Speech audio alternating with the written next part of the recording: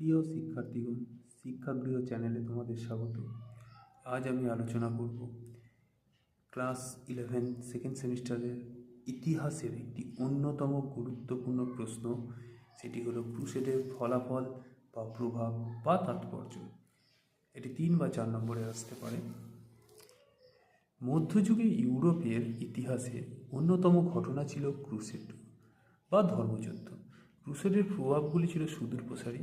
যেমন 1 নম্বর হচ্ছে সামন্ততন্ত্রের অবসান।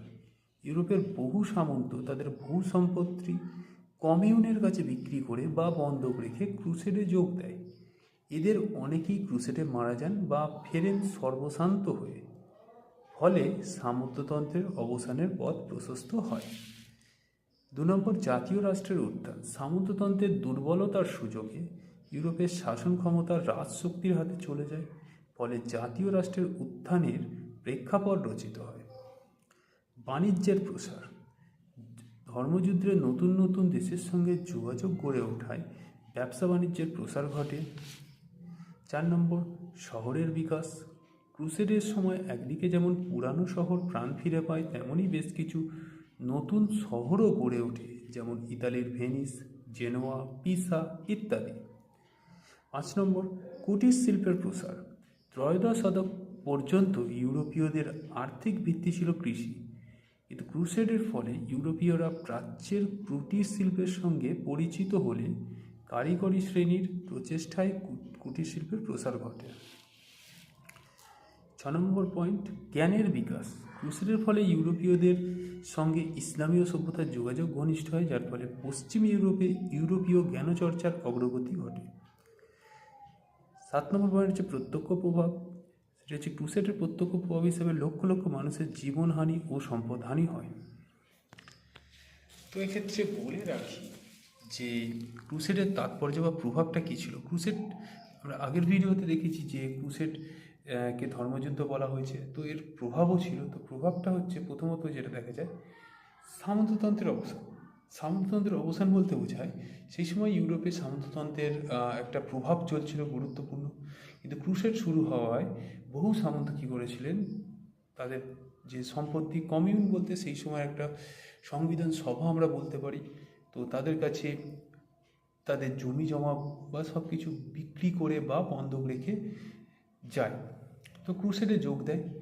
তো যখন এর মধ্যে অনেক কেউ মারা যায় এবং কেউ কেউ ফেরেন নিঃস্বার্থ সর্বশান্ত হয়ে, তাদের কাছে কিছুই থাকে না, যার ফলে কি হয়, এইগুলো সামন্ততন্ত্রের পথ প্রশস্ত অবসানের পথটি প্রশস্ত করে। দ্বিতীয়ত জাতীয় শক্তির উত্থান। জাতীয় শক্তি বলতে বোঝায় যেখানে রাজশক্তির উত্থান হয়ে যায়। যে সামন্ততন্ত্রের দুর্বলতার সুযোগে দেখা যায় যে ইউরোপের শাসন ক্ষমতা রাজশক্তির হাতে চলে যায়, যার ফলে জাতীয় রাষ্ট্রের উত্থানের যে একটা সুযোগ হয়ে ওঠে।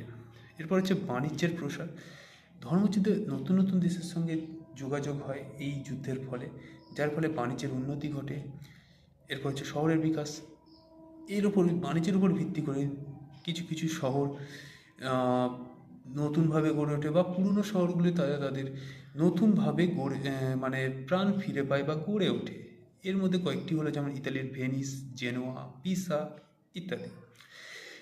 কুটির শিল্পের প্রসারের ক্ষেত্রে বলা যেতে পারে যে ত্রয়োদশ শতাব্দী মানে ক্রুসেড শেষ হওয়ার আগে পর্যন্ত ইউরোপের অর্থনীতির প্রধান ভিত্তি ছিল কিন্তু কৃষি।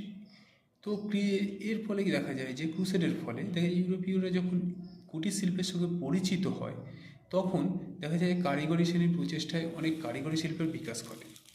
এরপরে জ্ঞানের বিকাশের ক্ষেত্রে বলা যেতে পারে যে যখন ইউরোপীয়রা ইসলাম জগতের সঙ্গে যুদ্ধ মানে ক্রুসেডটা হয়, তখন ইসলাম জগতের সঙ্গে সম্পর্কিত হয়, যার ফলে সেখান থেকে অনেক জ্ঞান অর্জন করে। তাদের সাথে সম্পর্ক গড়ে ওঠার ফলে ইসলামীয় জ্ঞান চর্চা ইউরোপে প্রবেশ করে, যার ফলে ইউরোপীয় জ্ঞানের একটা বিকাশ ঘটে। প্রত্যক্ষ প্রভাব হিসাবে আমরা এটুকু বলতে পারি যে এই যুদ্ধের ফলে অনেক লক্ষ লক্ষ মানুষের জীবনহানি ঘটেছিল এবং সম্পদহানি ঘটেছিল। তো ভিডিও শেষ করার আগে প্রথমেই বলে রাখি, যদি তোমরা কেউ অনলাইন ক্লাস করতে চাও তাহলে ভিডিও শুরুতে দেওয়া ফোন নাম্বারে হোয়াটসঅ্যাপ করতে পারো। তো এই ভিডিওতে এই পর্যন্তই, দেখা হচ্ছে পরের ভিডিওতে। ধন্যবাদ।